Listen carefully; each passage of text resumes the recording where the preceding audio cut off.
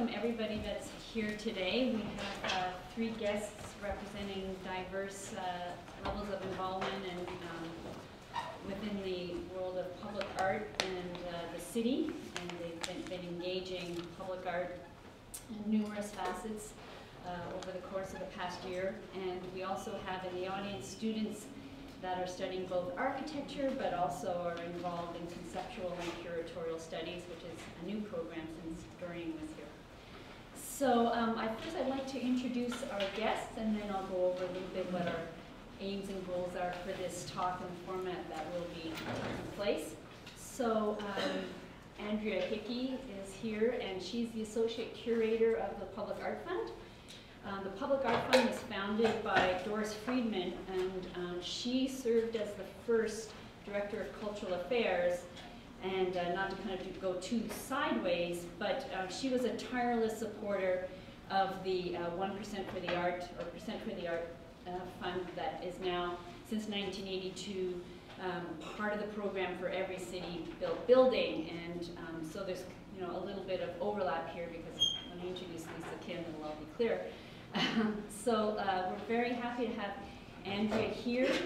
She's curated exhibitions in the public realm throughout New York with artists such as Dubois, which is on the poster and is essentially a cast one-to-one scale of a piece of the Statue of Liberty.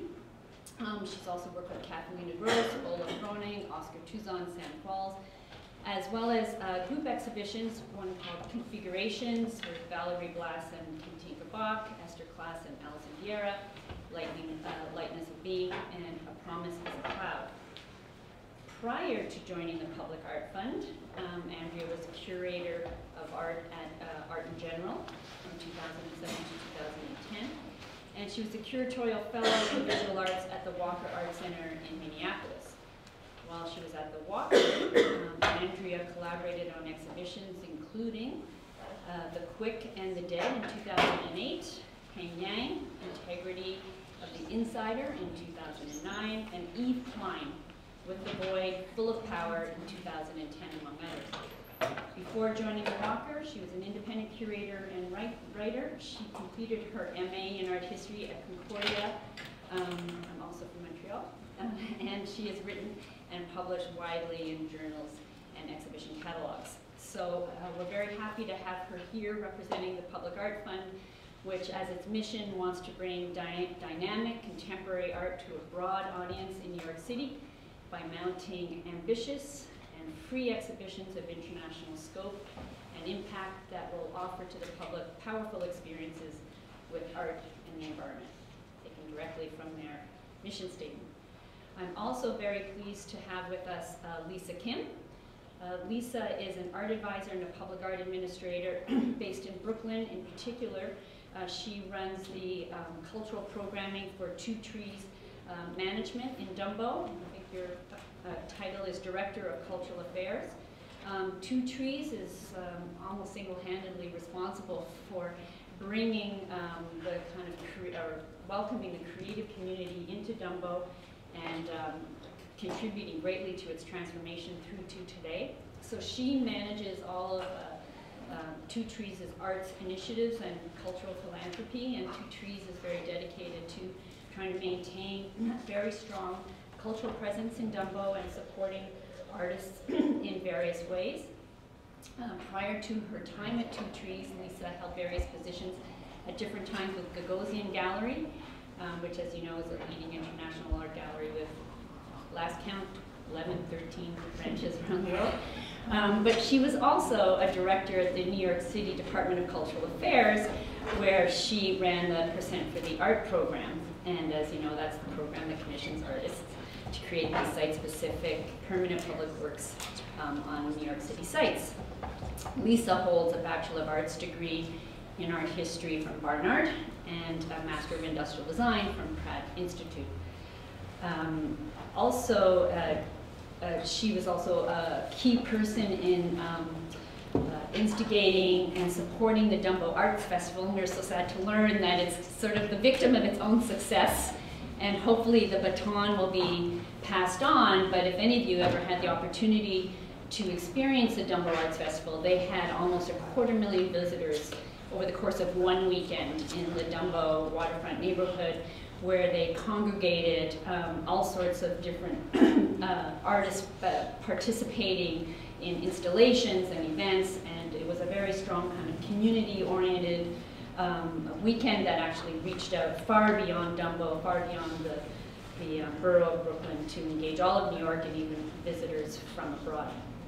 I'm also very pleased to invite Doreen Remen. Doreen graduated from Rhode Island School of Design in 1989 with a dual degree, a BFA in art, and also a BArch in architecture.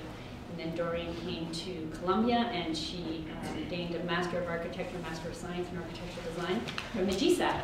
So Doreen is an architect.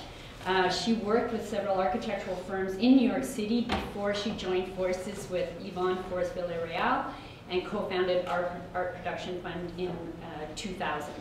And then also in 2013 with Yvonne, she also created Culture Corps.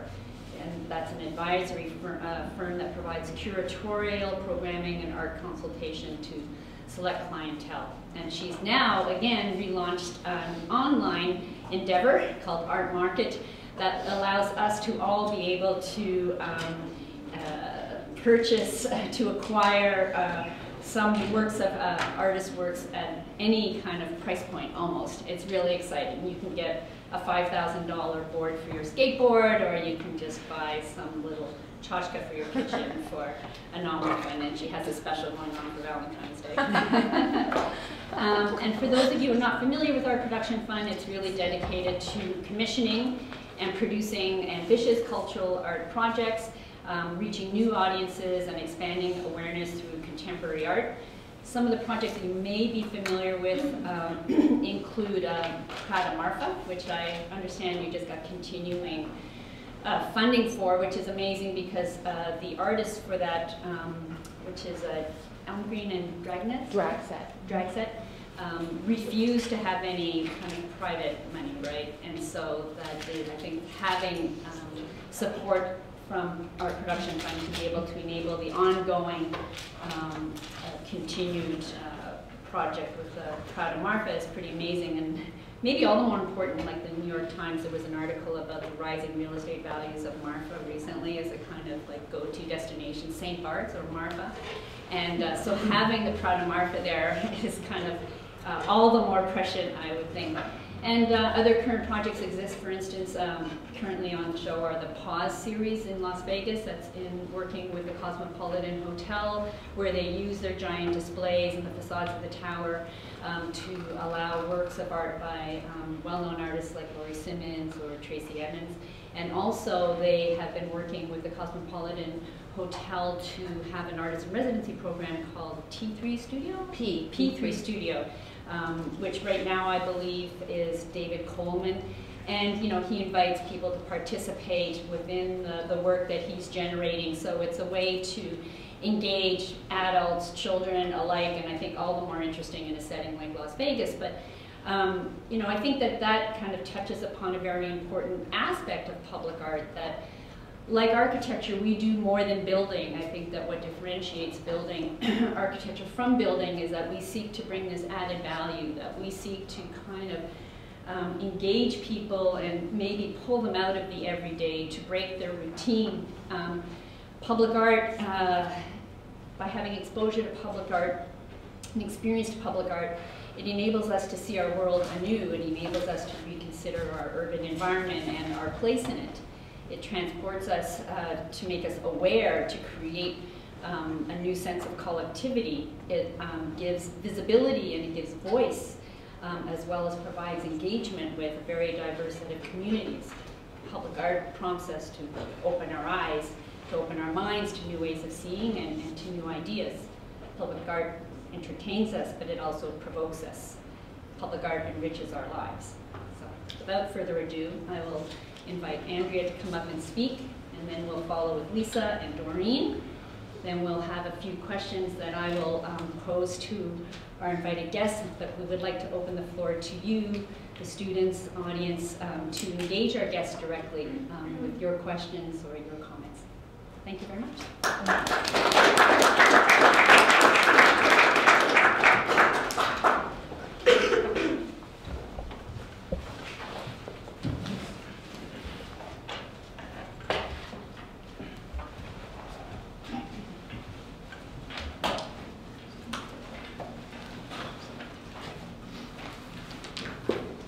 everybody. Thanks so much for coming on such a freezing coldest day of the year. And thank you, Lise, for that lovely introduction to our colleagues and the Public Art Fund. As Lise said, Public Art Fund brings dynamic contemporary art to a broad audience in New York City by mounting ambitious free exhibitions of international scope and impact that offer the public powerful experiences with art and the urban environment. It's a mouthful of a mission statement to try and fulfill on an annual basis. But I think a lot of the questions that we're going to address here today really get to the heart of our process of commissioning artists at the Public Art Fund.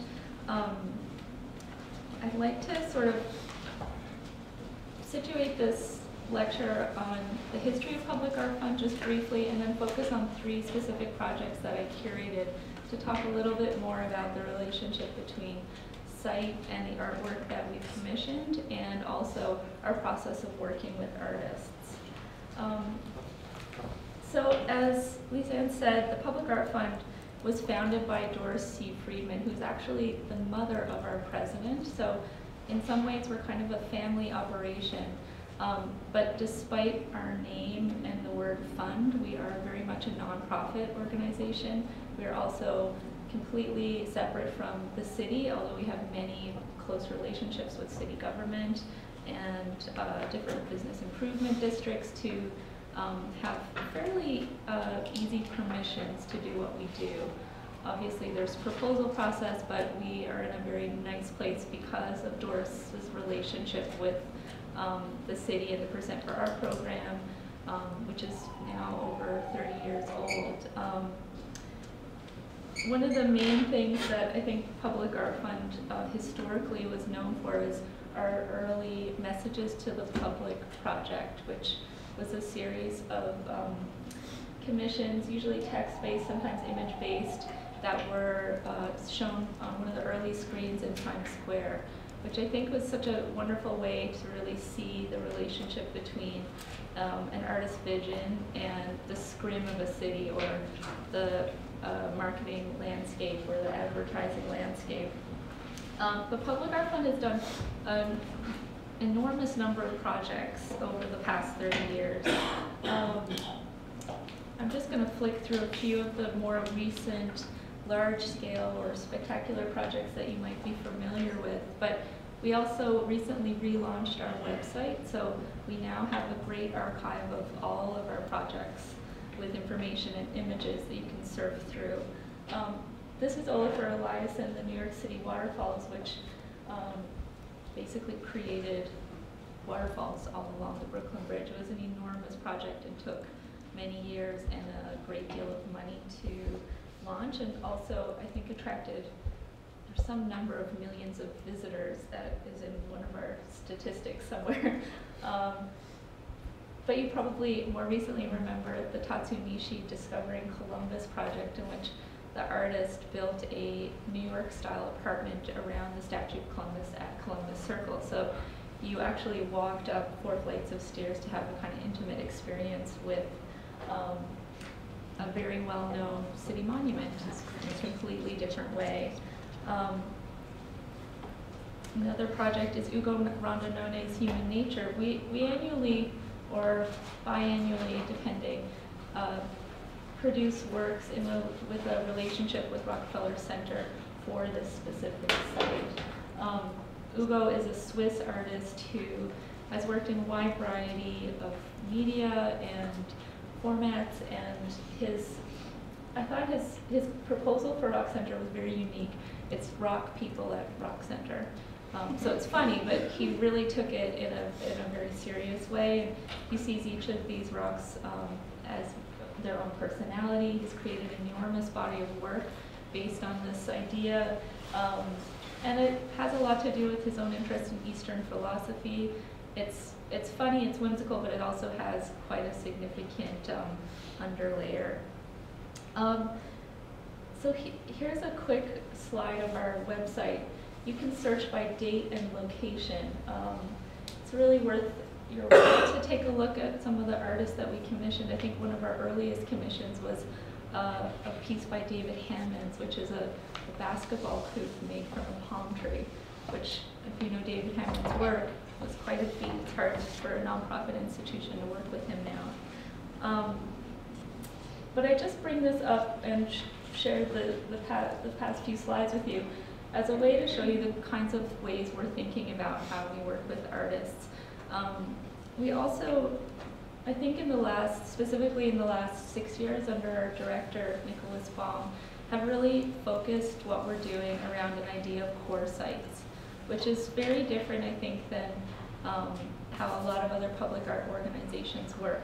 We have sites throughout Manhattan and Brooklyn that we regularly program. For example, Doris Freeman Plaza, which is at the corner of 60th and 5th, is sort of our home base. We're without a building, so that is our namesake in some ways, and we regularly program a commission twice a year there. So that's one way we think about how we inhabit the city. City Hall Park, we have had a long relationship with the mayor's office and organizing exhibitions in the park right outside City Hall. And Rockefeller Center is another site we have a long-standing relationship with.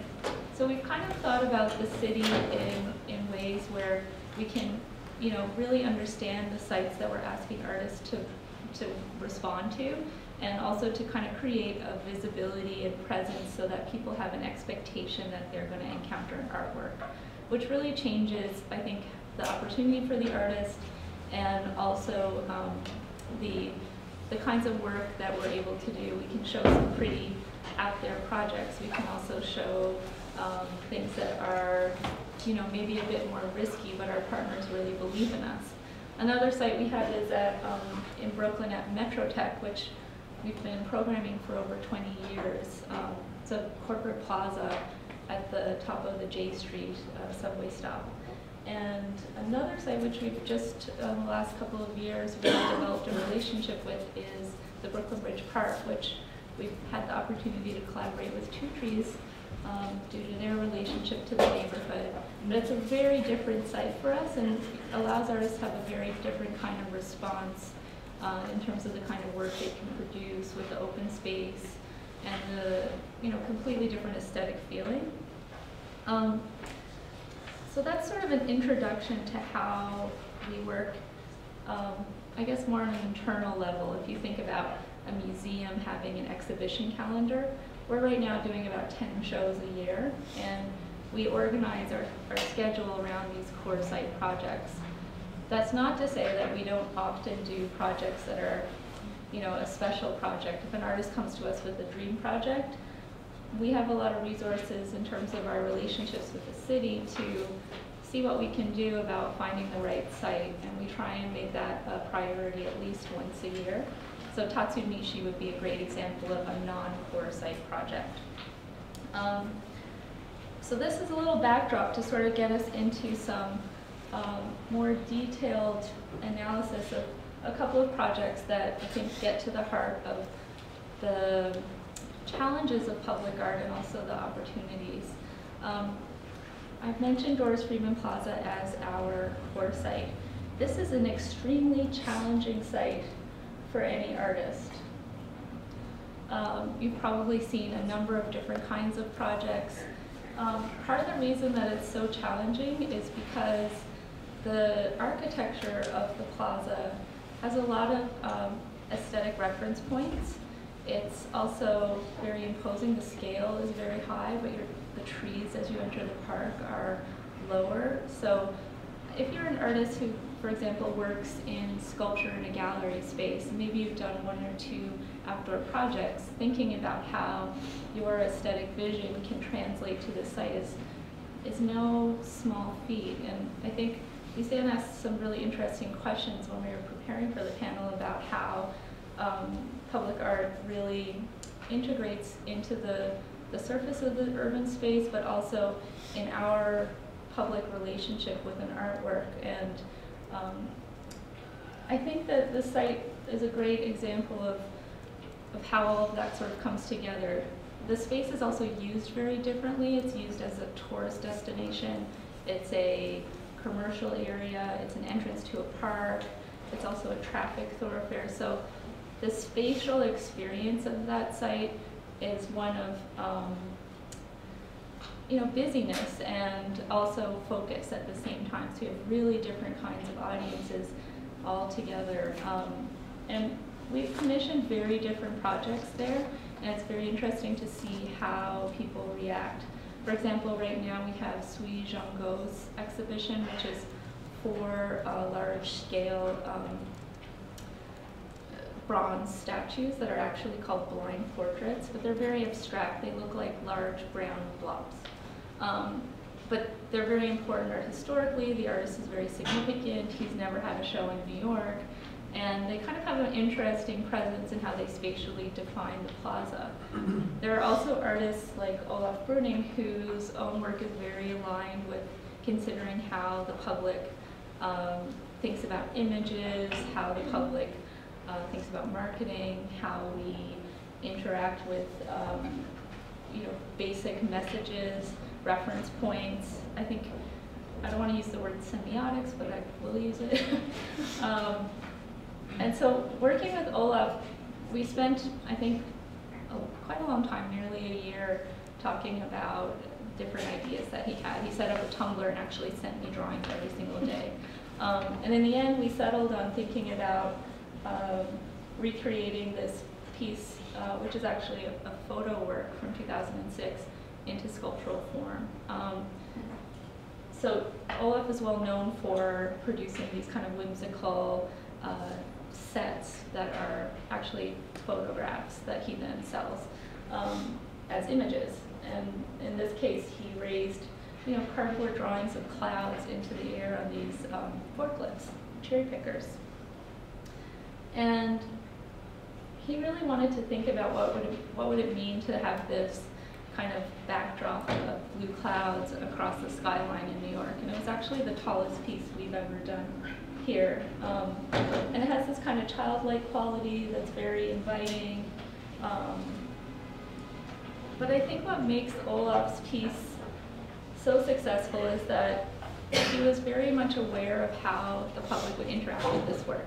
It seems like quite a simple, happy, kind of cute piece. People really like it. But there's something else that's happening here that's also about photography. Because if you follow Instagram and follow Olafur's feed, you'll see that he's very good at understanding how people want to be photographed, why they want to look at images. And this became one of the biggest Instagram hits of the summer. It's the perfect background for your photograph of your experience at the Plaza here in entering Central Park. So it's actually an interesting piece because it started as a photograph, became a sculpture, and then returned to this kind of image space. So I think one of the challenges that we face is, we want to make experiences that draw people away from their cell phones or engage them in an artwork in a different way, and really have them kind of pull out of their everyday and say, oh, this is something that's going to make me look twice.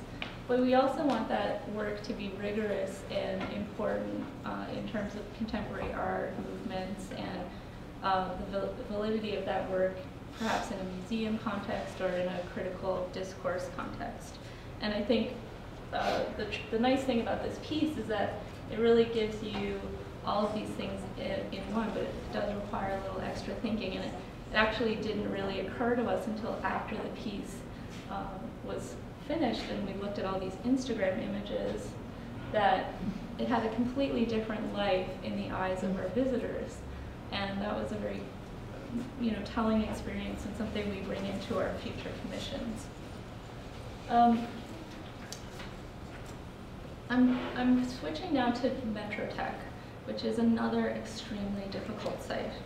One of the things that's great about working with core sites is we have fantastic relationships. We can get away with long installation periods. We can ask permission for things that we couldn't normally ask for. We have, relationships with people on the ground. One of the challenging things is that that site is static, and we're asking artists to come up with a proposal in response to a site in which many artists have previously worked. So there's a lot of pressure, and Metrotech has traditionally been a place where we did group exhibitions with emerging artists. And I think I'm not going to talk about this because we don't have time, but the idea of creating a group sculpture show outside is very challenging, and I think it can be extremely difficult to create relationships between works with the backdrop of the city and architecture and trees and people, you know, interacting with those objects. And it's very different than how you would curate a group show in a gallery space. So our partners at Metrotech in the last couple of years have asked us to switch from doing these group shows to focusing all of their attention on a single artist and really throwing some, you know, serious funding behind a major commission, which has been very, very productive and completely changed the way that that site works. Metrotech is a corporate plaza. It's the headquarters for JP Morgan. It's also the place where, I don't know what emergency planning is in New York. It's the place where if there's like a bomb, everyone works out of Metrotech, which they did after 9/11. The fire department headquarters are there. There's also the Polytechnic School. There's another university, and there's a number of healthcare programs and insurance companies. So it's a really different kind of public, and I don't know if you've been paying attention to the changes in downtown Brooklyn, especially with the development of Forest City Ratner, who actually owns this space, and their headquarters are also here. There's quite a number of new residential buildings in the adjacent area. So the people who use this space are very different, and the people who live here, they all kind of collide together. And Metrotech actually architecturally was designed to close out the neighborhood because of, I think in the 80s, the crime maybe, or, you know, fear of like neighborhood people coming in and it affecting business. It wasn't necessarily a very visionary approach to designing that plaza, and the leadership at Forest City Ratner now really sees the need to expand that space and have it be welcoming and opening to all the different kinds of people that are using it. And they are interested in working with us to develop that program. They also work with BAM and Rooftop Films. And so for our inaugural project that was really meant to shake things up there, we decided to work with Caterina Rosa. And this is a very different project than Olaf simply because it's completely abstract. Caterina is known for her work as a painter. She spray paints all of her forms. This is very much a project about painting, even though it looks like a sculpture in her mind. And she's quite successful in the museum world, the contemporary art world, but she's also very astute in thinking about how objects can transform spaces and how they can kind of rupture our experience of a site. So this is actually her model for the project, and it's her largest outdoor piece to date. She's done quite a few projects in different museums where she's interacted with the surface of the building by creating kind of large forms that extend beyond it that she then paints. And so she was a great choice because she was experienced and really able to handle the complication of working in such a architecturally defined space. Within this Metrotech Plaza that I've talked about, these very cold, brutalist buildings, there is a little small area of lawn where she was very drawn to because of the organic nature of the space. And she wanted to create a work that actually felt like it had been there for a very long time and the trees had grown up around it. So the objects were sort of dropped down or something, like firewood or icebergs. And what was so exciting about this piece is that it changed how people interacted with the artwork in the space and sort of shifted how we had been working there because of that relationship to its audience. It was also very challenging because little kids climbed all over these forms. It was very dangerous, which is another aspect of our jobs that I think people tend to not remember, but these are fiberglass forms. They have little sharp edges, but nothing happened. It was kind of almost like an adventure playground. Although I think if we had pitched it like that, we probably wouldn't have had permission to do it. But this work actually really was a spectacular piece, even though it didn't really communicate a specific message in the way that Olaf's piece did. Really communicated that message through the interactive aspect of the object. The last project I'm going to talk about is Jan Bo, We the People, which was the image on the poster that you saw. And as Lise said, this is a project that Jan has been working on for 4 years. I think it's just in the last 2 months complete. He recreated the Statue of Liberty in 250 individual one-to-one pieces in the same way that the original statue was fabricated. It's been shown all over the world. It's been shown in museums. It's been shown outside, but very infrequently, and it's in collections in museums throughout the world. Jan was our second project at Brooklyn Bridge Park that we decided to extend to City Hall Park. Jan's work has these, I'm just going to flip through the images and then we can go back. A lot of these images are pieces of the drapery of the Statue of Liberty. They're difficult to see what parts of the sculpture they belong to. Some of them are quite beautiful, some of them are sort of boring. But they're all exactly pieces mirroring the original statue, and our didactic material shows that. The real interest in showing this piece originally had to do with the relationship between Brooklyn Bridge Park and the sightline of the original Statue of Liberty, and showing something that was quite different. Jan has never joined pieces of this work together to show them, and Brooklyn Bridge Park actually featured 16 pieces that were divided into 3 separate sculptures.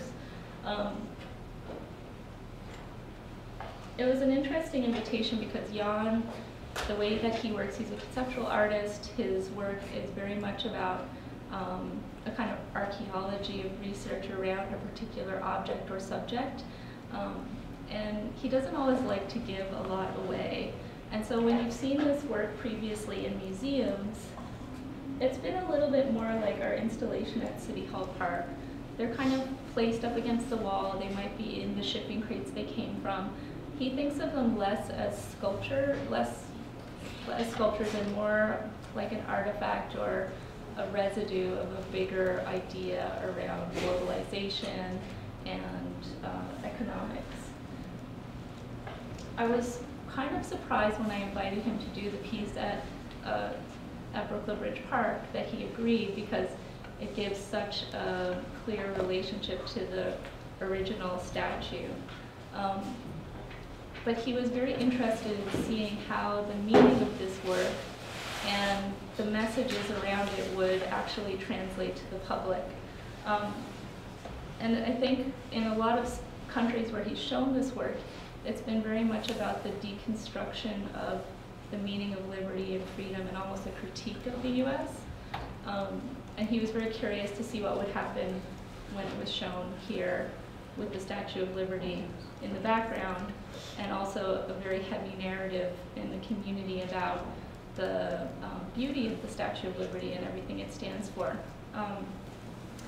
And of course, the way that the media latched onto the piece was very much a celebration of the work, as a celebration of the making of the Statue of Liberty, and less about a critique of American culture or a critique of global capitalism. And I think at first that was sort of a disturbing thing for Jan, because it was so different than how the work had been perceived elsewhere. But in the end, it really spoke to the success of this artwork in its 4-year history, because it really also showed how this work is really a work about questioning.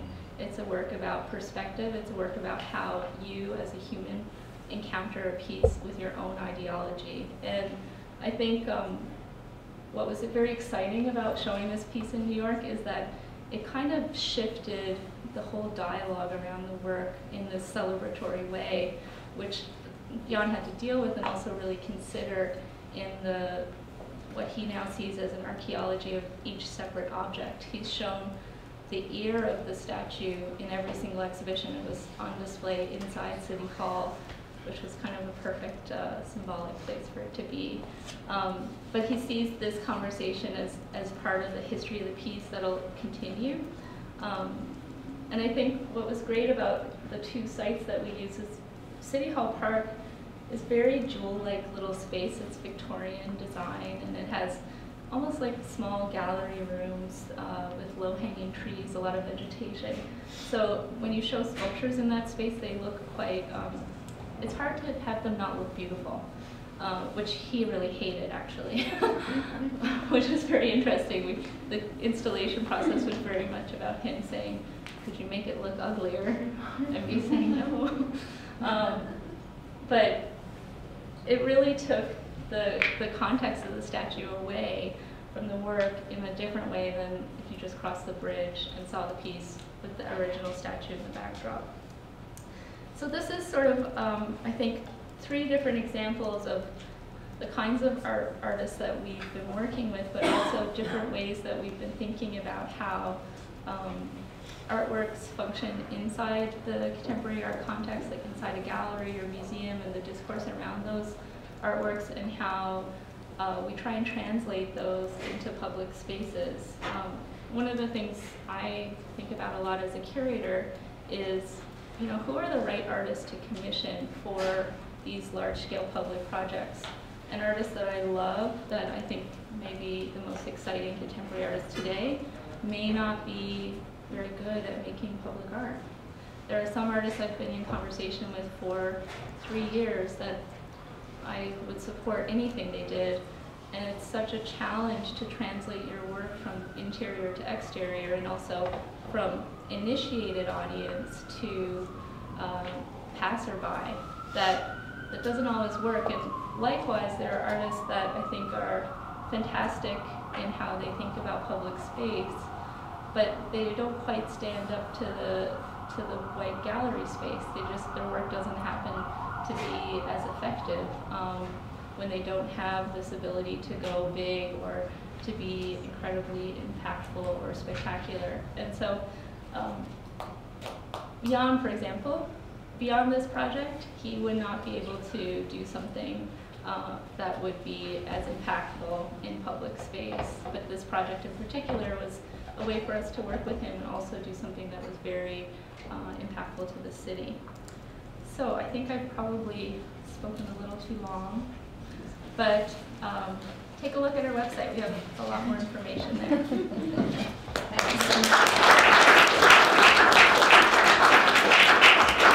Next is Lisa Kim from 2 Trees Matter. Thank you. Thank you, Lise and Gavin, for the invitation to be here. It's nice to be back on campus. I spent many hours in the library here. And it's nice to see my colleagues, Andrew and Doreen. The world of public art is a small world, and we all know each other, right? The only one who's missing today is We should start a support group. Ann P. We need a support group. We need it. It would be a drinking support group. Okay, so just to, excuse me as I read my notes, I'm going to pretend that I'm not reading. But so while we're here to discuss public art, I have to put this into the context of who I work for.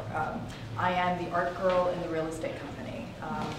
And as Lisanne gave you a quick overview about 2 Trees, for the founders of 2 Trees, the Valentis family, father and son, David and Jed, what started really as a family's love for art and support for the local artists in Dumbo has truly blossomed into a corporate philosophy.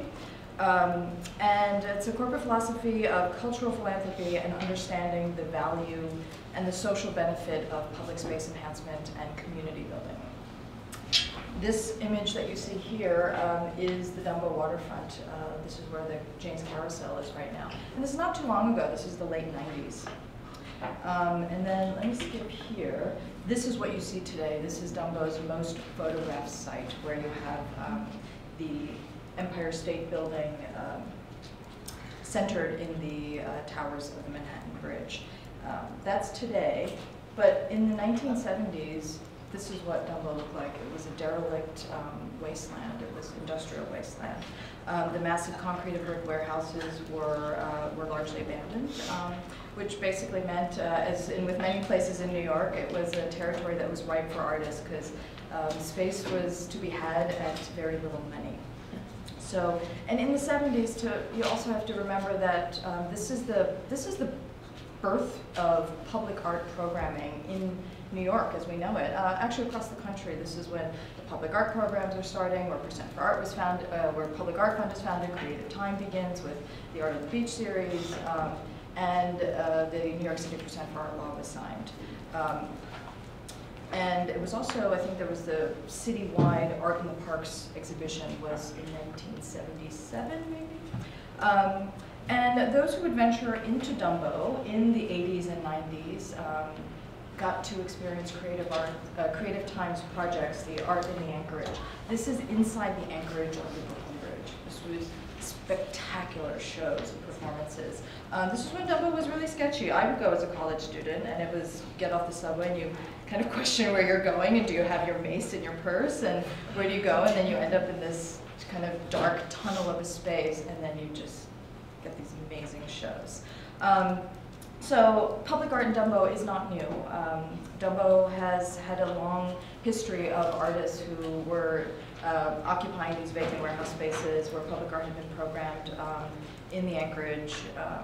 And of course, we had our share of alternative gallery spaces, the Dumbo Art Center, Smack Mellon. And now today, these spaces still exist. We have, these are more commercial art gallery spaces now. We also have a group of studio residency programs and art support groups, nonprofits like NIFA and Freelancers Union. And these are all groups that are actually supported by Two Trees because they have, some have free rent, some have, all have below market rent. And Lise mentioned our art festival. Our annual art festival started really when the local residents wanted to band together and get the artists in the neighborhood to open their studio doors and bring their art outside. And to really show that Dumbo was a place for art and for artists. And really back then, without fuss or bureaucracy, the artists could take over the waterfront and the streets because it was actually vacant and nobody cared. The festival was about to close in 2010, but Two Trees stepped in, hired a production company with my predecessor, and changed the name to the Dumbo Arts Festival. and decided to keep it going because they knew how important it was for the neighborhood. I joined in 2011, so 2011, 12, 13, and 14 were what I programmed. And the festival was really, it was an art block party. We took over the entire neighborhood. We'd have performances in the water. This is Janet Biggs' choreographed kayaking performance. We have giant video projections of projection mapping, and also public sculptures and other kinds of interventions throughout.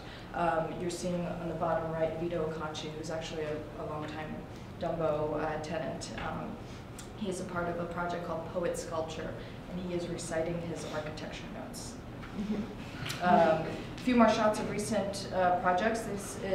These are picnic blankets, painted canvas picnic blankets, created by an artist collective called Fort Makers, and they would lay out these blankets in different configurations throughout the weekend, and people just went right for them. What you're seeing here, this colorful stripe, is a project that's covering the construction fence in Brooklyn Bridge Park currently. And these are video stills and snippets of shots of the sky and landscape taken from Grand Theft Auto. A pixelated cardboard puppy that was just on for the weekend. This was called Disco Transformer, and it was what looked like a moving food truck would transform, would stop its sides would open up, the disco ball would go on, and the speakers would play music, and it was a roving dance party. This is Tom Fruen, another local Dumbo artist who has his house, this garden shed house sculpture on Brooklyn Bridge Park right now, and it'll be on view through May.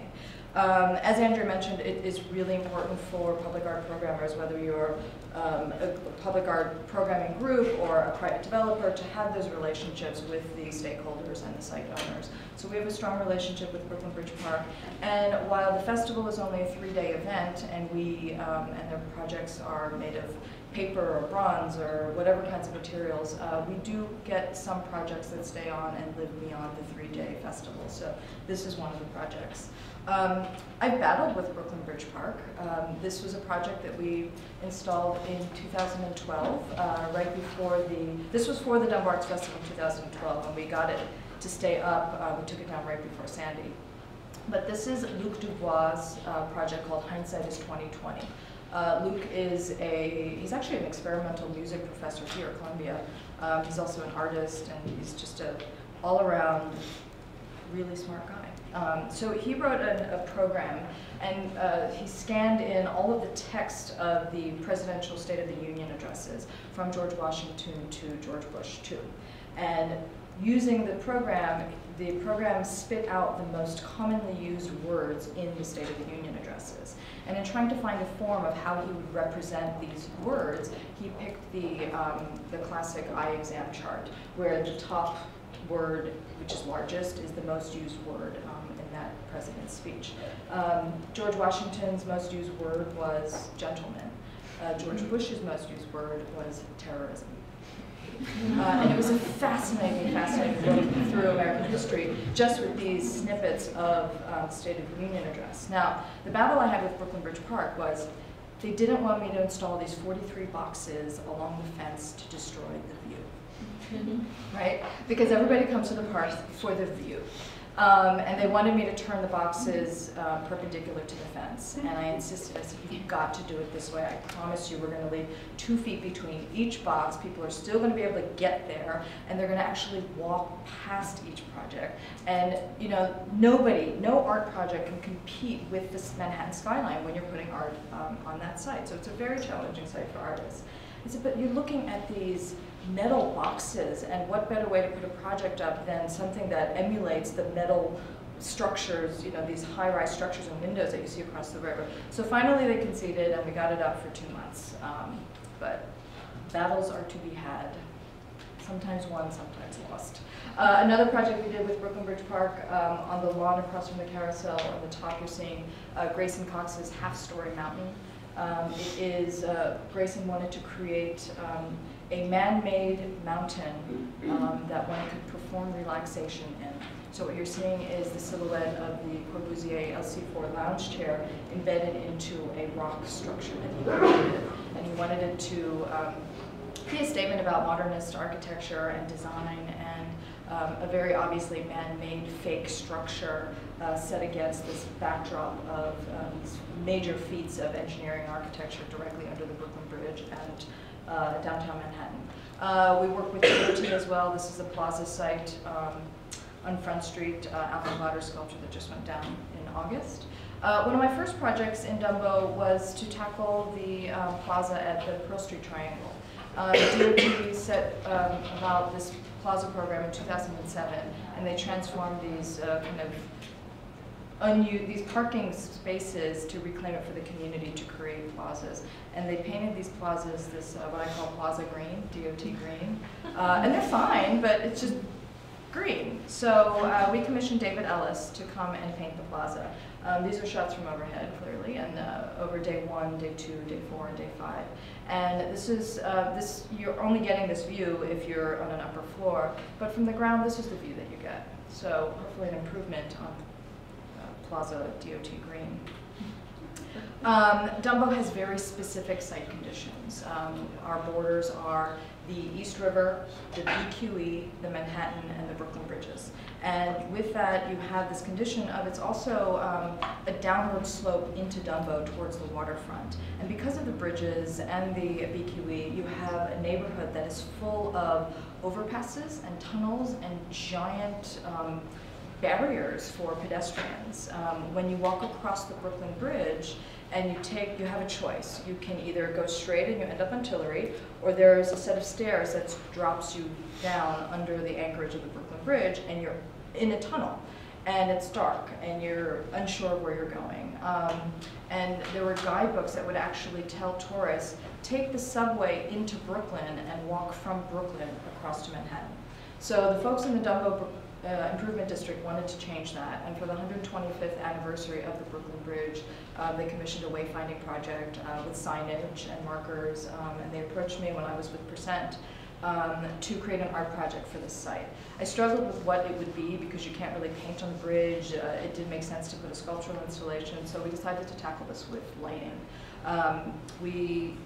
The chosen proposal was this. It was actually an architect and a lighting designer team where they wanted to create wayfinding and show people which way they should move, which direction they should follow. So using fiber optic light strands, they created directionals, gently guiding people into Dumbo and giving them safe passage. They also wanted to identify these tunnels because as a pedestrian in Brooklyn, you don't know how to get onto the Brooklyn Bridge. So they wanted to differentiate these tunnels from the other tunnels and cast a blue light. Of course, we battled with DOT because putting a blue light in a tunnel is unsafe and could cause accidents when you have no cars going this way. So we had to tone down the blue. This is what it looked like when it was actually installed. It's no longer up because of the Brooklyn Bridge painting project, but there you get to see it. Hopefully we can get it back up. Across from that site is Dumbo's kind of an entry into the neighborhood, our gateway, our kind of in public art we joke that you have these general on horseback monumental sculptures at the entries to parks. This is just a sloping hill that gets you up to the BQE. It's great for sledding. We've done a series of just sculptures at the entry point just to be a visual interest, ranging from the paper mache Walt Whitman to bronze tall modernists that kids would climb. And then our most recent one to the bottom right is called Bird God Drone. It's the silhouette of Michelangelo's David laying on the ground, and the silhouette of David is extruded to a single point. And Nick Hornby, the artist, actually commissioned a drone, and you can see the video on birdgoddrone.com. From the drone's perspective, you'll see the silhouette of David. Again, very specific conditions. These are the walls that the BQE creates. We got permission with DOT to commission a series of murals under the tunnels and the wall spaces. So we created 8 murals. We have Momo and the local artist Cam, Stefan Sagmeister, and Goshimizu, and Shepherd Fair and El Tano. So these are 8 murals that have been up for about 2.5 years now. We wanted to refresh them or actually extend the project, but DOT has recently put a moratorium on doing any more murals because there was some crumbling facade under the Brooklyn Bridge, and they were afraid that painting these additional walls would affect the walls. So we're on hold for now. As many of you may know, Domino Sugar Factory is our next big project that's coming up. It's an 11-acre site, and with demolition set to start last summer, we were required by the Department of Buildings to put this 15-foot tall Fort Knox-style fence around the perimeter of the project. And the project will take 6, 7, 8, maybe 10 years to build. So for that amount of time, this green wall will be up. So. And it is trafficked by, there's a bike lane by the wall, there are joggers, it's a big walking path, especially for the Hasidic community. The ladies who live in South Brooklyn, they're always walking by this street. And it's 1,000 feet 1,000 linear feet. So Jed turned to me and he said, well, let's do better than this. And while DOB dictates the color, the height, the design, where you can put the signs, where you have to put openings, and technically it's against the rules to paint a mural on these, we decided to just go for it. So we commissioned Hellbent, who, this is his longest mural ever. He took a 500-foot long section on the southern end. At the northern end is Remen. And I picked street artists for all of these sites because they were the best to work under these conditions. As well, I did not want this to look like, oh, a developer is washing the site with art and packaging this, right? I mean, truth be told, that's what I'm doing. But I'm hiring these artists. I'm not getting anything for free. I'm paying market rate wages to these artists and giving them this exhibition opportunity. So you can look at it both ways. But I also brought on Brooklyn Street Art, a respected blog group, because I wanted them to work with me, and I needed, while I have legitimacy with artists and where I work and in art in general, with the street art world, I wanted that extra legitimacy. So I brought in the boys in Brooklyn Street Art, and we worked together to get these projects done. So it was a great collaboration. This is Akash Nialani's Punch Through Trump Lloyd project, and our most recent one, Rita McDonald, the Candy Stripe project, inspired by the stripes of the Jersey Barriers. You may know the site from the Creative Time Kara Walker installation that was up last summer. This part I am going to read because this ends my little slideshow. But what I wanted to talk about very quickly is that truly as an art producer, programmer, presenter, I've had some struggles with what and how to define public art, and what, when, and how something may work in the public realm. Andrea gave you a clue into some of the site conditions and the audience considerations. And truly, overall, the definition of art has changed. It's become much broader. Artists work with materials and social causes and messaging that didn't exist when I was in school 20 years ago. It didn't exist 10, 20, 15, 30 years ago. And so that's a new challenge, not only for the artists, but for the public and for those who work to present that work. And in my experience with the past few years with the Dumbo Arts Festival, I've struggled with how to bring good art, what you consider good art, right? That's what you want. You want it to be, there has to be quality in what you're presenting. There has to be more substance than just a pretty colorful wall. What is the meaning behind it? There has to be more than just a pretty face, right? So I struggle with that and how you engage with an audience, and this audience that you don't know, because it is just anybody. And it's impossible to control how the public interacts with work. Kids and adults will touch and climb and jab and mess around with work. And it's heartbreaking for an artist to see their work get destroyed, and that's what we're doing. We're setting them up for that. We've become truly an entitled society, entitled to free entertainment everywhere, all the time. And we've had and this entitlement also speaks to interaction without invitation. And it's truly, it's disheartening for programmers, for artists. And I've had so many moments where I truly hate the public. And this is my audience. And I walk around saying, I wish we could put an electrified fence around this project, because I want to put this here, but I don't want anybody to touch it.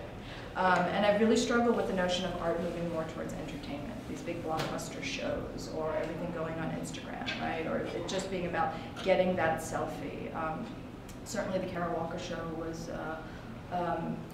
had many, many issues, but one of the things, and really great crowds, but one of the horrible things that would happen, and Kara addressed this, but because the back of the sculpture had, it was an anatomically correct woman's bottom, there were some lewd photos that maybe some of you participated in.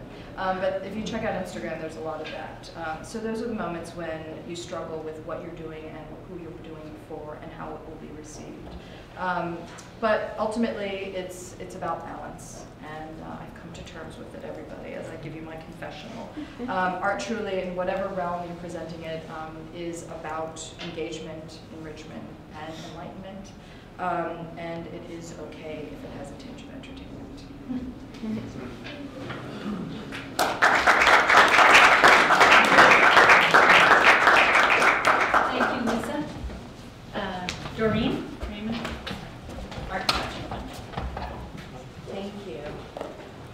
I'll be brief. Thank you, Lise, for inviting me, and thank you, everybody. It's so exciting to be here because I worked in that studio right over there, and I have never been back. So, and thank you too, because I'm so excited about public art right now. I mean, it's really exciting to hear your stories and everything you've been through and your take on it. Thank you for the work that you do. So I started Art Production Fund with a friend of mine from the Rhode Island School of Design in 2000. And the idea was to bring really great artists to the public with really great projects, like their kind of dream projects. And the idea, you want, like, why are we doing all of this? It's really because we really truly believe in art and kind of the power of art. And art can open people's minds and is really universal language that allows people to start to communicate and empathize and creates unity. So that's really our focus. Do I use these? I'm sorry. It's drafting also. This way. Okay, great. So I'm going to go quickly through the projects, and what I really want to touch upon is 2 points: how the site affects the project and vice versa, and also how it was received, how those particular projects were received by the public.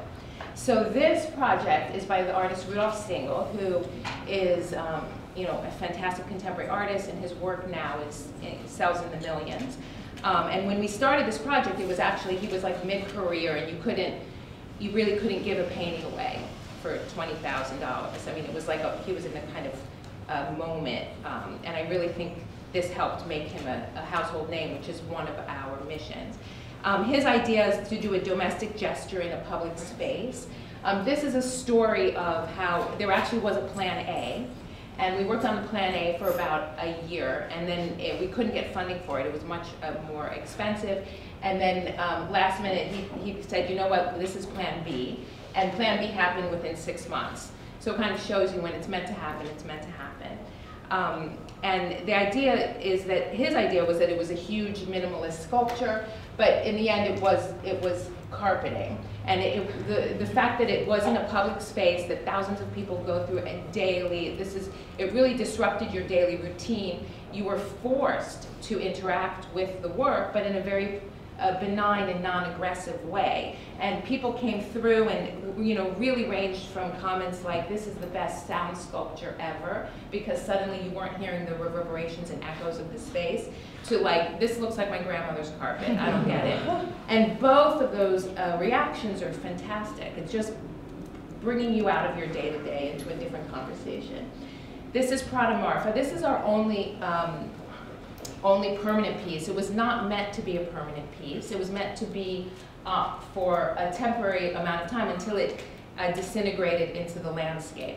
It's on a highway that's in the middle of nowhere. There's nothing before it and nothing after it. And you drive along and suddenly you see this halo of green, and then you realize it's a Prada store, and people jump out of the car like ecstatic, and they run to the door, and you can't open it. It's the 2005 shoes and bags from the Prada collection, and the idea is that it is a monument to consumerism, very tongue-in-cheek.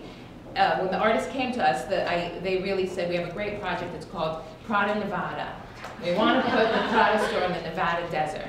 And we were like, that's such a great project, but we have zero contacts. What about Prada Marfa? Because we know people in Marfa, and the Judd Foundation is there, and people will actually go there once a year to see Donald Judd's sculptures.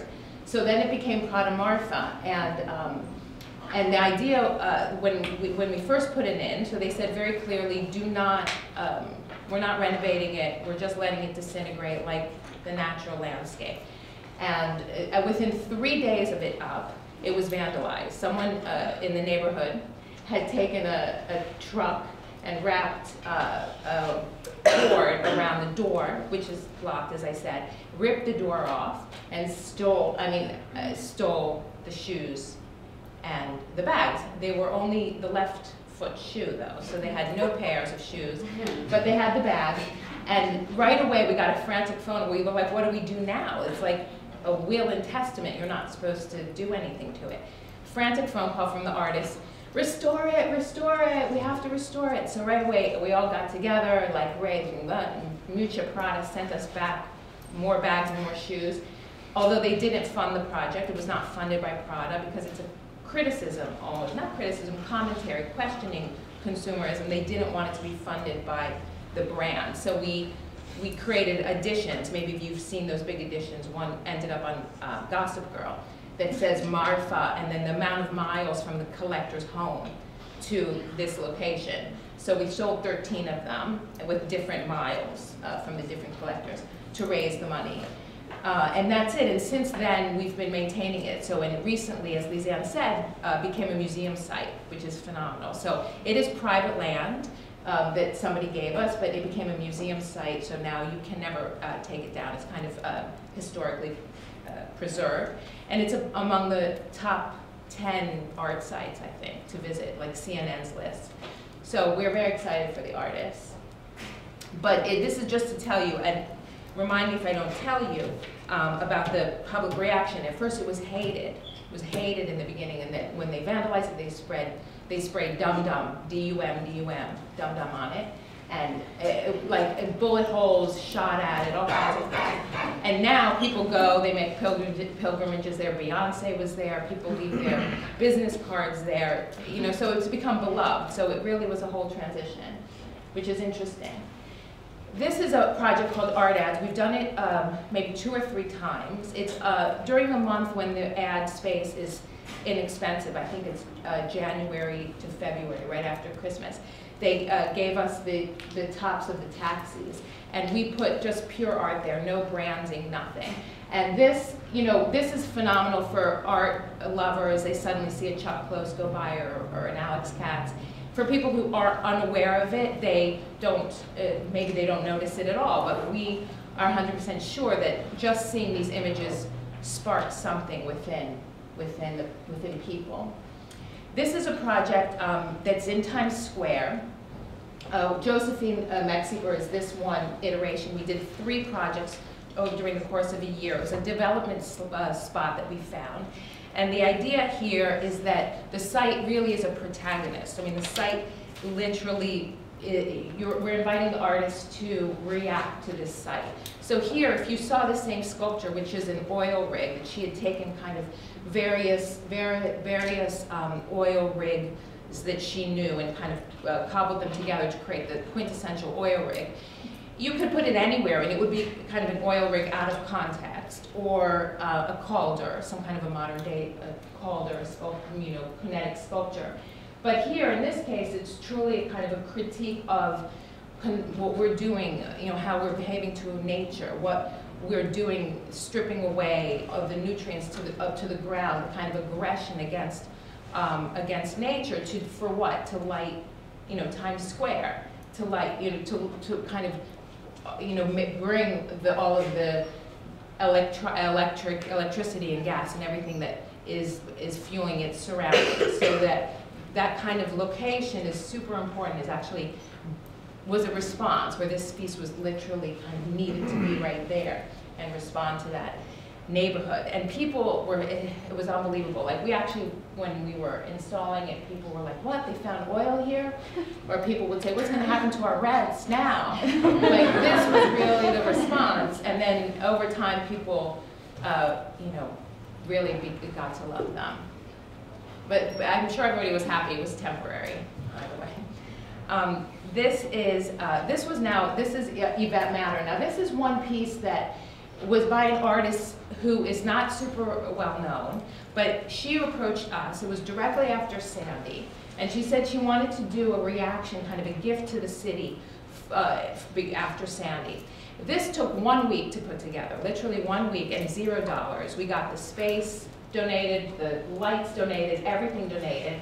And this is an example of kind of being able to work quickly and use art as a language.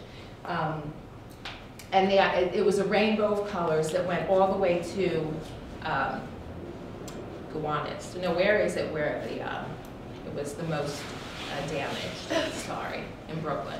Rockaways. Rockaways, thank you. Sorry, so terrible.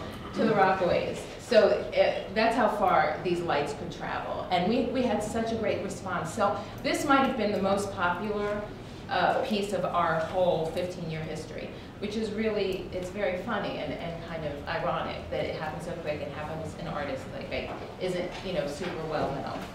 But a great example of that kind of ability to respond with art. Now these are projects that are a little bit more ephemeral, so we also work within what's happening economically. Besides this last one, all the other projects really take a lot of money. And then during the time when it was a little harder to raise money, we reacted by doing these projects that were much easier to install, took a lot less money. And again, you know, as you've seen art on the screens, this is Yoko Ono's one day piece installation for World Peace Day, which was just so great. This is Ryan McGinley. We did a Taxi TV installation. This was like 30 seconds on Taxi TV, and this is a project that went closest to entertainment or kind of non-art. People thought it was a commercial, and it was almost kind of like a really good commercial for our sponsor. So our sponsor, we had the logo at the end. Usually we're very careful about putting logos, but the sponsor insisted. So at the end, the sponsor's logo came up, and so it was really like one of those kind of ephemeral commercials for the sponsor. So people were saying, "Oh, I saw you did a commercial." It was interesting. It was interesting, kind of collapsing of our whole, you know, process, and made us question. But in the end, we were happy, and you know, people saw the work, so we weren't so concerned. This is a project that we do in conjunction with the New Museum. Every 2 years, they have a festival. It's called the Festival for the City, where it's about creating a better city. And we are the public art component. So this is called Murals on the Bowery. At night, when the roller shutters come down, the murals go up. And they're all really phenomenal artists. This is Mel Bachner, artists that you only see in museums. And we at first thought they would be vandalized immediately, you know, by the street artists. But in fact, they were very well respected. Nobody vandalized them at all. And we were very, very surprised, and really speaks to the power of these images. Again, it's for the local community. It's people who just live there, and also, you know, art lovers who make a pilgrimage. This is Ryan McGinley's on Times Square. So we had it again on the screens. Now this is a sample of a project that that has been commissioned by a brand. So for instance, either we reach out to an artist or follow artists and invite them to do their dream projects anywhere, or brands come to us and they say, help us create something for our company. This is the Cosmopolitan Las Vegas. They have this huge marquee on the strip, and how it's functioning very similar to a pure public project on Times Square. It's just a big marquee, and it's, you know, 30 seconds or a minute and a half of an artwork that interrupts your day. We also have a residency program, as Lise was saying, in the Cosmopolitan, where the artist has a studio, and it's like a whole glass front. And the whole idea is the artist gets that studio for 1 month, and they just need to create a project that engages with the audience.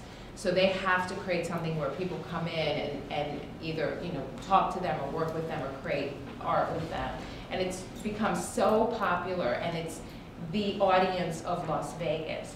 It's unbelievable. But I think the key is the choice of artists. So it's an artist that his work is almost entertainment. I mean, it's entertainment with kind of a conceptual, solid base. Which this is a great way to describe. This is Friends with You, and this is a piece that came up really quickly. We always wanted to do a project with them. It's on the Plaza of the Standard, and we did this for Fashion Week, or not for Fashion Week, but in conjunction with Fashion Week, just so that we would get that audience there. And it's just a project that is entertaining, but has, you know, a spiritual basis of, like, all their work is about unity and about just uncovering that childlike joy. So what I just wanted to last is just address your question about where does this lead us, like as architects or where can buildings go? I mean, as you've seen, a lot of the spaces are incidental. I mean, a space, we are very open about thinking what public space can be. It can be a television show, you know, that's a public art installation. What we did on Gossip Girl, we did the art for the set. You know, what the taxi tops, I mean, any nook and cranny. The New York Times can be the location for public art. But in our built environment, there is also the opportunity to kind of create those moments. So for instance, I think the Whitney Museum, the new Whitney, is such a great example of that. There are so many balconies and vantage points from where you can put art that you can see from everywhere. You can see from cars, you can see from the High Line, you can see from the street. They have huge expanses of windows where you can put a light piece, let's say. Flat spaces where you could put billboards or, you know, temporary canvases. And their lobby is totally glass, and so it's on a corner lot, completely exposed. And I'm already planning great installations in there. And this, for instance, though, this is at Lincoln Center right now with Dustin Yellen. And so you can see this is there already. I mean, it's just being used, it's being open to the public, and for free with great work. So it's already out there. It just has to be found and used. And now I think a discussion, but thank you. Thank you.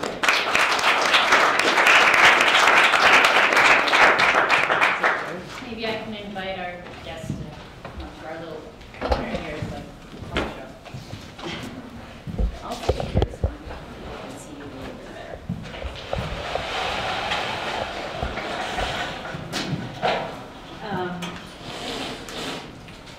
You know, first of all, it's really interesting to see the kind of overlap, but also the differences between what you're talking about. And one of the things that I thought was really interesting was whether you're talking about the sites or you're talking about the audience.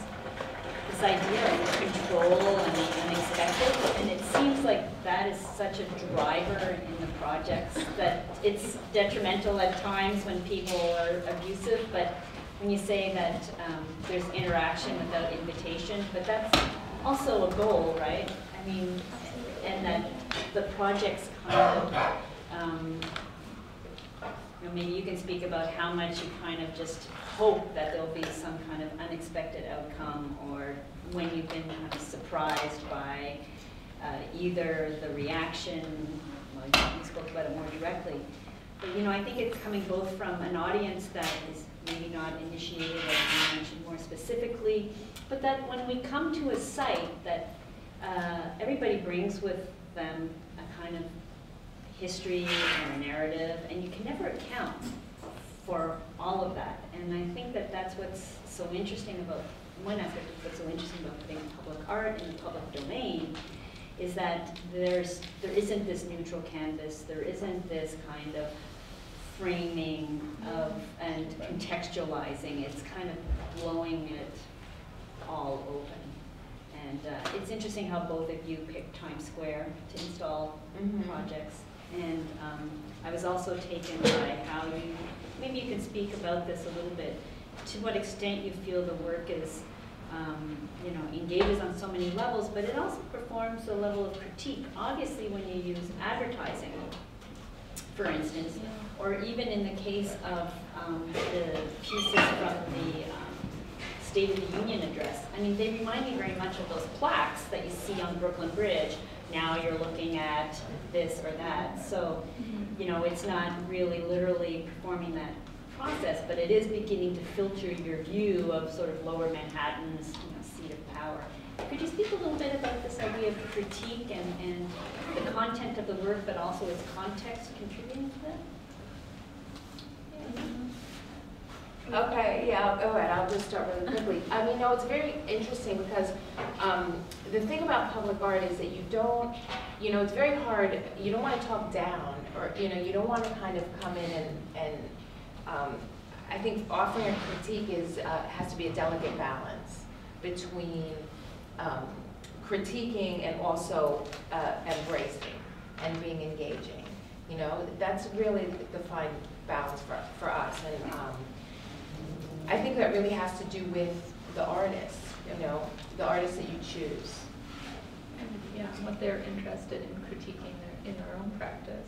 I think one of the things that I'm finding really great about commissioning artists to work in public space is that I think right now in the development of recent contemporary art, there's such a heavy reliance of the narrative of art history on objects within the gallery space. So when you make a sculpture for a museum or gallery show, there's sort of an inherent context of the history of sculpture or the history of viewership or deconstructing the gallery space. But when you're outside, you're forced to think in a way that's kind of literally outside the box and figuratively. But I think that opens up a different way of considering art, completely different. And you know, the way that you think about critique within your own practice as an artist, I think completely shifts when you are forced to deal with that outside context. I think if you're talking about critique in terms of, do you mean social issues or political Well, I mean, issues? you use the medium of advertising. You engage somewhat, you know, there's a desire for the viewer and the person experience to be there in the here and now, but Right. like the projects in Dumbo, you know, if you went online, you had an augmented experience, then you could, so, I mean, that touches a whole other thing Yeah. about the, I actually- like the event, you know, duration of something. It's not just then as you go home and you look it up and you see the drone view, or you see the painting over a period of time, or you see the evolution of a work. I feel that, you know, using the surfaces of advertising for our works is actually so important, and I don't think it's entertainment, actually. I think it kind of interrupts those narratives, and it doesn't necessarily have to be critical in its subject matter, but just the very act of disturbing that surface. And if you think about, we're working on a show coming up that's very much about post-internet art, and a lot of younger artists are absolutely working within that realm of screens and advertising and marketing, and even thinking about the psychology of marketing. And to you know, these younger artists, there's no difference between an advertising space and a non-advertising space. It's simply straight. And so their approach to those surfaces is very different, and I think it has the power to disrupt those spaces in a way that's more impactful because it's unexpected or transformative in a different way. You know, when we have, I didn't talk about this show, but it's opening in late June. It'll be interesting to see if that actually works. It's sort of a proposal to see if it'll really disrupt space. Well, I mentioned in some of my early correspondence with you, I'm also intrigued with how, because a lot of the work that you do is temporary, I mean, it kind of at a larger scale becomes an event. Did you go see the falls? You know, was a question for like every day, 2 months or whatever. But also to get back to the idea that, you know, you capture things through media, whether it's the clouds and it's a selfie, or whether you sort of see the evolution of the painting in Dumbo. And I'm just wondering if that's kind of changed your programming, that idea of temporality and duration and event is so elastic now. I think it gives a lot of freedom, certainly for the artist and for a commissioning group. I mean, when you have to think about putting something on, you know, everything has its right time and place and moment and duration. And some things you only want it to be a one-night event, right? Or the midnight moment in Times Square. You know you're only going to catch it then. Or, you know, things lose their I mean, even just the practical side of maintaining something that has to endure public abuse or weather, putting it outside. You need, you get a lot of flexibility with the time frame. And it also, in a constantly changing urban environment, you don't want your artwork to become part of the sort of like generic visual landscape. You don't want it to get lost, and you don't want it to stand out, I would think, for most projects. And so that constant change, I mean, we're always changing, right? You change your clothes, you change what you're going to eat, there's that we expect that in how we interact with the world. Yeah, it's interesting because I remember when I was in school, and one of the landscape architect said to me that, he did this whole landscape, but then when it got graffitied, he was like, okay, now it's been embraced. Like, then he felt good, like he did it. Yeah, so I think it's interesting because you don't want, and for temporary pieces, I think the whole social media and all of that, we want it, it's great, and it does give this whole life. I think for planning it, as far as we've found, it is good for sponsors. I mean, that's kind of like another level of pitching, that this will be so Instagrammable. Right. But for artists, it hasn't affected them as far as we're concerned, or affected our programming. I think we're lucky that a lot of the sites are temporary, because it does, while it can get it can get embraced, there's also a time limit, so it can remain fresh, and then you're always excited again. You can offend only so many people for a short period of time. That's right. Yeah, or do things that are dangerous or whatever. I mean, I have many other questions, but we're limited in time, so I wanted to open it up to anybody here that would like to ask something. Leslie? I was curious, I mean, I've been involved with some of these public art works in India, and it's very different sort of context, obviously, but I was just curious, where do you raise funds from? I mean, is it mainly corporates who are supporting these, or, how?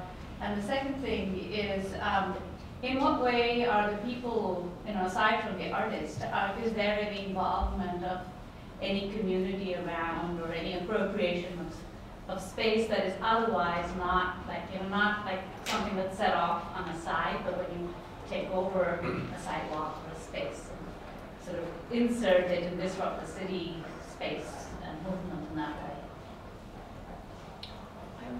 Those are two separate questions. Funding models. Yeah. Public Art Fund raises most of our money through individuals and foundations. We get some government support, but it's a small percentage. But for every project, we create a development strategy that's usually diversified through individual donations, foundations. Maybe if we're lucky, we get corporate sponsorship, but very infrequently, because the way our signage works, there's not so much of an ability to put a brand on something, or it hasn't been what we've done in the past. So we kind of have a tiered model, I guess. We do make additions, limited additions at times, but that's a percentage of the project budget. Galleries tend to support our projects, at least for the cost of fabrication, because they then will sell the work if it is the work that's possible to sell. So it's very important to us that we're not creating a space for the gallery to benefit from, our work. Well, we want them to benefit, but we don't want necessarily to be funding the sale of a very expensive piece. So we try and take a kind of broader approach to funding. Private. No, we are mostly, we're like almost 100% brands and corporate funds. It's really for us about creating, getting, the brands for us are like the Medicis of today. They're really driving this. We get, and then we sell editions, and then we're increasingly creating our own line. We have a line called Waterworks on Ware, which is artist-designed functional objects that we've made, towels and plates and water bottles.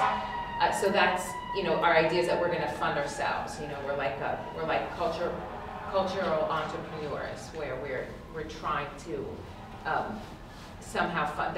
The website speaks to that you can sell these editions and then take that money and give percentages to these public art projects. Lise? I'm totally privately funded. It all comes from my budget.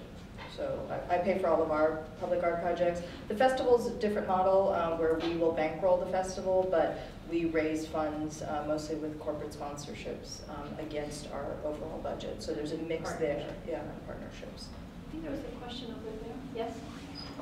Just because it seems like there's such a link between like commercial funding and then and public art. I'm just curious, and you mentioned there's sort of like this flattening between advertising and sort of how we perceive critique, but I'm just wondering, how do you sort of reconcile the difference between like critique of, I mean, you talked about the Prada store, critique of the consumer culture, and then sort of this blurring between using the sponsor to promote this art? Because it seems like, you know, the Prada store, if it was fixed up again after it was vandalized, it seems like it's almost like an advertisement for Prada.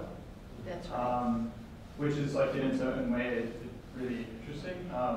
Just curious, how do you try and separate, you know, promoting this brand and also critiquing the whole system? Right. Well, it's very interesting because with Prada, like I said, they didn't give any money. They just gave the logo but they got so much press out of it. Like they couldn't have paid $1 billion and they got that much press out of it. And there's nothing we can do about it, meaning like it's just a fallout. But at the same time, why is it so expensive? Why is it so popular? Because it is offering this critique, and I think it's one of those critiques that's humorous, that you can, you know, access if you want to, or if not, you're just like, wow, that's weird. This, you know, Prada store in the middle of the desert, like. There's a low threshold of entry without sacrificing the integrity of the work. And that's what I brought up a little bit with the logo on the taxi, which that started to be a little too much into promoting this brand, or it didn't really read so well. It kind of felt, it was too much of a commercial. So for us, it's just about absolutely mostly having no input from the brand in terms of the creativity. Like that the brand can't dictate what this project will be, that it's got to be the pure vision of the artist, unless it's been hired by the brand and they have a little more say, but then we pick a project and an artist that will work, where you still will have a project with authenticity and integrity. So the brand can have the logo totally separate from the project. And it's interesting, it's very, very interesting. I mean, I think we've only come to a few artists who have said, I don't want this brand or I don't want that brand, you know. I personally, we've been approached by like brands that do fur, you know, and I'm against fur, and I say, no, I don't care how much, you know, because of that, I don't want to promote that brand. And even doing a project that's very popular, we'll promote that brand. So I think it's a project for project question, but it's definitely on the front of radar. Because it seems like there's, I mean, if the Prada store was left to just, if it still said Dum Dum and yes. all the shoes were gone, would, you know, like would Beyonce have gone there? That's right. You know, probably taken her picture with it and had it all over the internet. Right. Would it have been on Gossip Girl? And it seems like there are so many networks now going to like the Instagram thing, where it's not just like advertising for Prada, but now it's like Beyonce and Gossip Girl and then that whole network. And I'm just curious as to how that. I think, you know, art is so much more prevalent now in every part of our lives than it was 20 years ago, right? And there's a fine line between art and advertising are married. You can't separate the two. It's just about the style of work and who the artist is and what they're making. It's a love-hate relationship, right? These things are very expensive to produce, to make, and you have to pay for travel fees, and you know, just that the kind of the nuts and bolts of making a project happen costs a lot of money. It's about how an artist or a project or site is going to deal with how that brand is represented, right? If Pepsi comes along and hires an artist and says, you have to use our colors, red, blue, and you know, make that little globe symbol, that's different. Where if Pepsi comes along and says, I'm going to give you a boatload of money and just do something cool because we just want Pepsi to look cool, that's what's happening all over the place now, and it's just a given fact of the commercial world.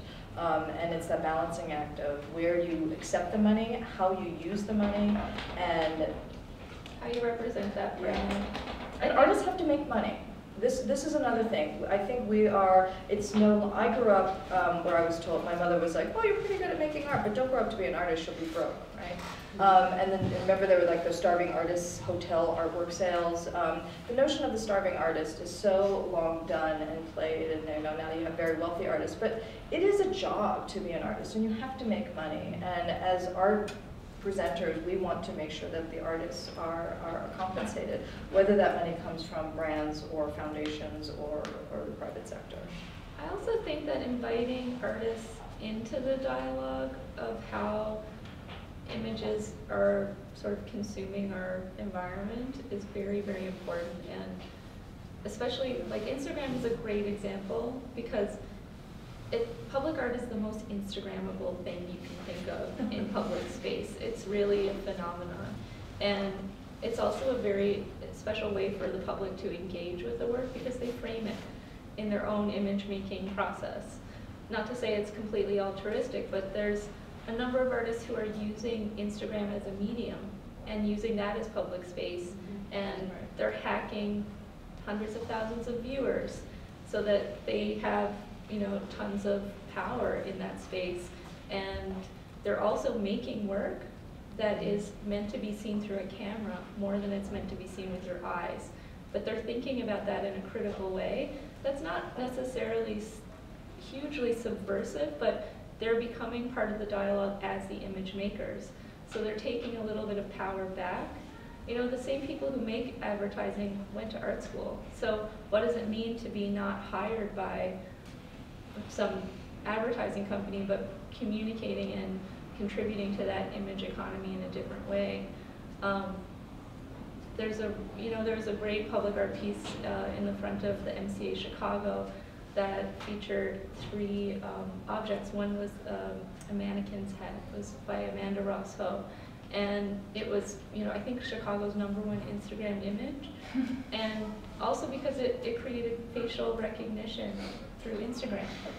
You know, so there's people are making objects thinking about how they're going to live in this other space, which is also public. I mean, public in terms of who has access to the phone and all this other conversation, but I don't think it's so black and white as, you know, this is a capitalist system that's you know, using artists or exploiting artists, and the only way to be really subversive is to stay away from that. I don't think we can do that anymore. And the younger the artists, you see people really just integrating those things seamlessly. And I think the next few years we'll start to really be able to unpack where those limits are and how those boundaries work and what good can come out of it. We're still at the beginning of that conversation. Question. Thank you for all the presentations, they're really interesting, all of them. I was wondering, I noticed throughout the pattern that all the projects are very much focused on art pieces, as in objects, and not so much, you know, like participatory art or community art or even performance art. So, and you know, that relates to the Instagram question of like, how much can you picture those objects? So I was wondering what your position is towards that as curators, and if you would, you know, if you have certain goals of including different types of art in your programs, or how you see that.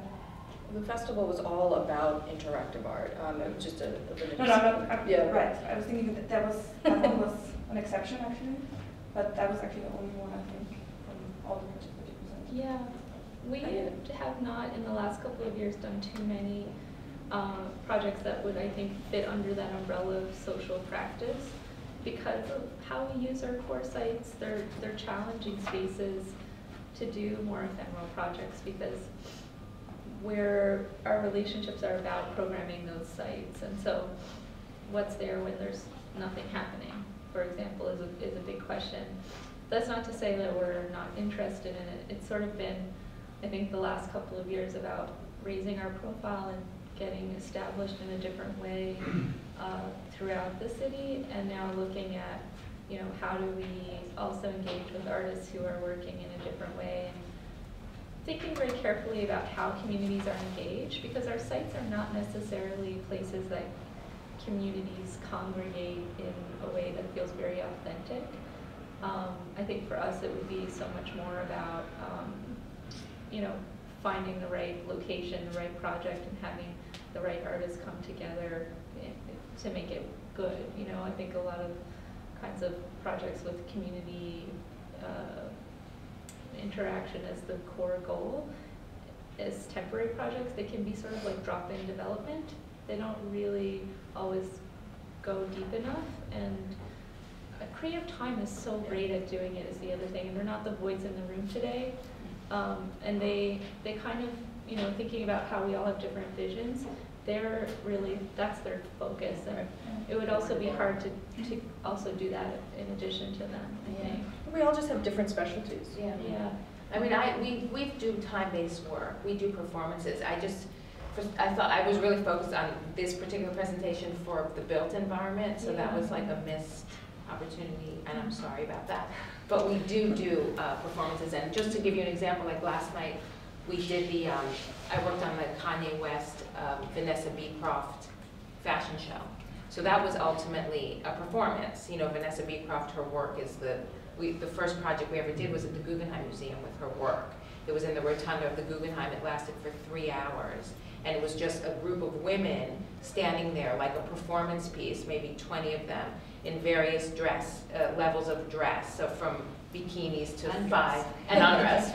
Bikinis to 5 naked. And they were and it was really, the whole art was between that tension between that group of people staring at you as you walk in, and you know, and you start with the object and the subject and all of those questions. So that's Vanessa's work. So she did that last night in the fashion show, and it was really showing the pieces, and they were just military groups standing together. So it was a 20-minute art piece, you know, that who knows who took out of it. You know, you just don't know what people get out of it.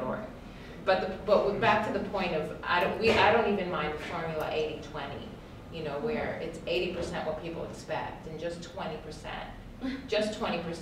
different, or 20% art. Slowly, I think you can kind of raise. But it's interesting because you use unconventional sites or projects that actually there is a kind of different level of participatory engagement. Like we have to walk up the stairs to go see the Columbus statue. You know, like that. Or you have to get on a boat to go see the waterfalls, or you go across the bridge so you can see the rainbow from another perspective, or all the way down to the beaches, for instance. Or you want to see something on the waterfront from a different perspective. So sometimes the audience is part of the performance. You know, the artist sets you up in a way that you have to be a part of it, and you are the performance to others. Yeah, Carol Walker's Domino Sugar Factory piece. The audience, and just that was great comment about the Instagram. Carol very intentionally created that piece thinking about Instagram. The fact that you or many viewers took images that were very racist implicated the viewer in the conversation about racism that she was interested in starting.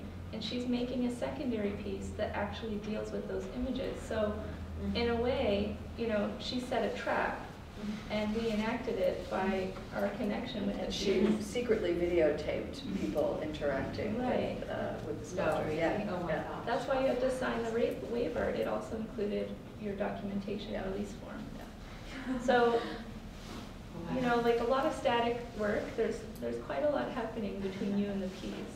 But I take your point, there's also a lot of room to do a lot more ephemeral work in the city, for sure. And it happens. It does happen. Yeah. I mean, we're here for an hour, but there are so many organizations and groups that do this type of work. There's also No Longer Empty, and there's a lot of social groups as well, and community engagement. The Laundromat Project. Yeah, there's a huge field. I know some of you have busy schedules this afternoon, so we should probably wrap it up. But maybe one last question. You actually mentioned about what's a good artist to do public art, and I'd like to ask you, what kind of characteristics make a good site? Which may involve audience, may involve artists, I'm not sure. equal opportunity. Yeah. Yeah, I think you can find some redeeming quality in almost any site. I'm optimistic in that way. I think that artists are creative and really, broad thinking that they could come up with something. Yeah, for us, it's really the more exposure. Like, who's going to see it? How many people are going to see it? It doesn't help us to put a project where nobody's going to see it. So that's really it for us. I think visibility is important. When I first started working at Public Art Fund, I thought, I wish that the sites I was working in were much more open or blank or had more freedom to them. And I think over the course of working with so many different artists, the challenges of each site and the parameters that they impose are very inspiring for people. And it actually creates a system that the artist can work within rather than a sort of blank slate. Like if you say to an artist, you can do a project anywhere in the city, I guarantee it'll take longer to get a proposal than you say, here, I want you to do something here. So it's very interesting. It's not exactly what you expect.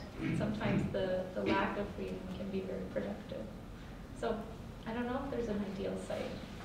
Well, it sounds like a site with challenges or a site that can somehow be, through the artist, represented or reconceived and provide some kind of new perspective, either reverberating back to the work or vice versa. And the best thing about public art is that it can transform a site. Yeah, so exactly. That power. Yeah, that's the key.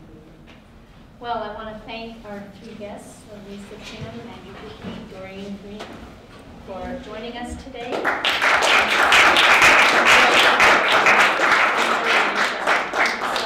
So inspiring. Thank you.